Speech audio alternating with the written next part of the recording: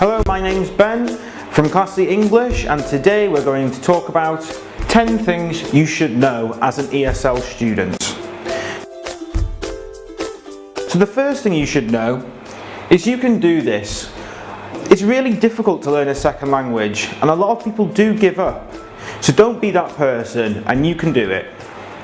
Number 2, be proud. Be proud of what you're doing and be proud of what you're accomplishing. As I mentioned, it is very difficult to learn a second language, and a lot of people don't know a second language. So be proud in the task you're undertaking.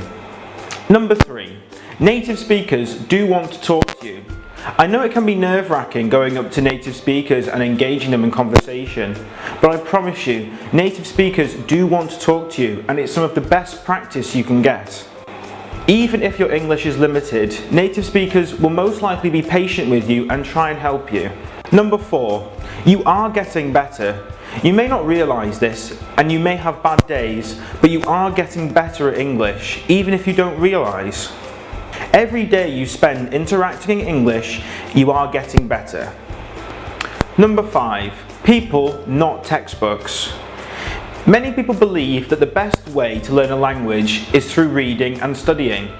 That's simply not true. The best way to learn a language is to communicate with people and go out there and talk to native speakers. Studying is very helpful when it comes to things like learning grammar and punctuation and different tenses. But remember, the only way to improve your speaking ability is to speak. Number 6, no one is going to learn English for you. Your friends, family and teachers can only do so much for you. You need to remember that you are responsible for your language growth and no one else. Number 7, no one is perfect. You need to remember this. Not even native English speakers are perfect at speaking English. Speaking English is not about perfection, it's about communication, and you should always remember that. Number 8, learning takes time.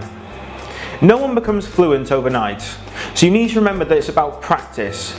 Don't believe any rubbish that's going to tell you that you become fluent in 1 month, because that's simply not true. The only thing you can do is keep practicing. Number 9, a bad day.